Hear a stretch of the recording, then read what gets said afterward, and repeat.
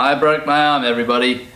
I've broken my arm when I was this arm. I broke my right arm when I was 5, 9, and 11 years old.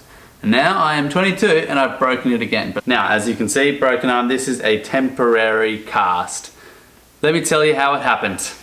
Now, I was out walking my dog like I do most days, and I went to cross Moggle Road, just here. So I was going to run across to the island and run across the road. Now at this stage I could genuinely see no cars left or right for as far as the eye could see, so I was all good. Anyway, as I was running across the road, my feet got caught in a hubcap ring, which looks a little bit like this. Well, this is exactly a hubcap ring. How my feet got caught, I'll show you now. So I was running across the road. What must have happened is I flicked it up, and then my other foot got caught in it, and then I could not run anymore. So then I had the dog lead in my right hand, and I went to brace with my left arm. So I fell, brace, obviously my body just did that naturally.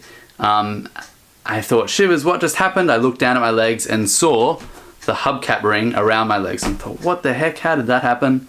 Anyway, then I realized again that I was on Moggle Road. I thought, shivers, better get off Moggle Road. Hop back onto the island, lay down, checked myself out. My knees were looking quite worse for wear, massive scabs all over them. And then I saw my hand had a little scab and what looked like a little bit of swelling just here. And I thought, oh, that's okay. Looks like my knees are much worse. Anyway, hop off Moggle Road. Again, no cars, so all good. Couldn't make it more than 50 meters before I was about to pass out. My vision went white and I thought, shivers, just get down on the ground, lie down for a second, shut your eyes, do your best to get better and just walk the rest of the way up. I didn't have my phone on me, so I couldn't call anyone. So I just walked the rest of the way home. My vision was very white. It was quite interesting actually. The grass was all white. Everything was white. Anyway, made it back home. Thankfully, Dad had just gotten home from work, and at that stage, my wrist had about maybe this much movement. So I felt like I hadn't broken my wrist. I only had about this much movement this way, whereas normally you can do this. So I only moved about this much.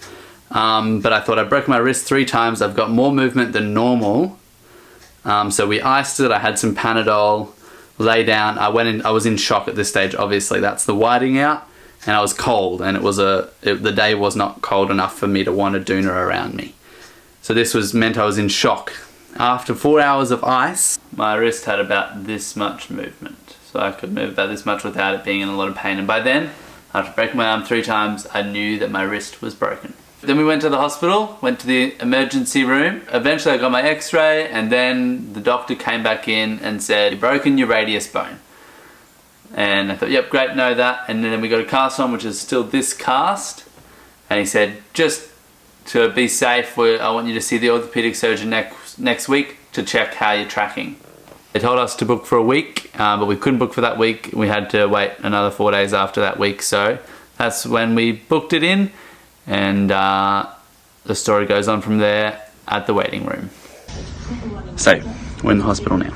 We've just had a chat with the doctor, and he said you need to get a CT scan because the bone, I'll hopefully show you a photo now of what the bone looks like. And so we got the CT scan. Hopefully we'll show you the CT scan now as well. Probably need surgery. We'll find out after the doctor. That's the update. So when the surgeon brought the first image of the x-ray up, he said, from this angle it doesn't look like you've broken your bone. I thought, great. So when the doctor said you've just broken your radius, it wasn't a serious break. And then he went on to say, but from this angle, we can see there's quite a large displacement in the bone there. Displacement probably isn't quite the right term. And I'll just show you the CT scan here. So if you can imagine, it starts with the fingers like this here. And here's a CT scan. So then we'll move through the bones of the fingers. And then eventually we'll come to the radius here. And I'll pause it here. That is the best image probably of the break. And then as we keep watching here, we can see that the break then moves down the bone. So that's actually, instead of breaking this way, it's broken down the bone that way. Basically, the break was much more serious than we thought it would be, and as it was 11 days into recovery, it wasn't the bestest of news.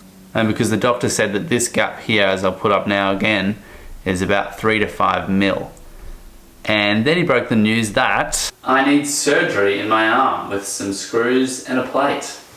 Well, which means I have to get surgery and the whole recovery process starts all over again. So a few final little comments. Next week I'll have surgery. So surgery, they'll be putting a plate here. So they'll be putting a plate up here to push the bone back in where it's meant to be, and then having to screw in that plate. That is because if that didn't happen, if they didn't screw back in, it'd heal out like that, and that would cause me a lot of wrist issues in the future. So putting this back in will help, but I still have a chance of getting wrist issues. Another point, I look really good in this dressing gown. Steph got it for me. She even got it personalized. Very thankful. Thank you, Steph. And last but not least, again, it'll be another 6 to 8 week period of recovery after the surgery.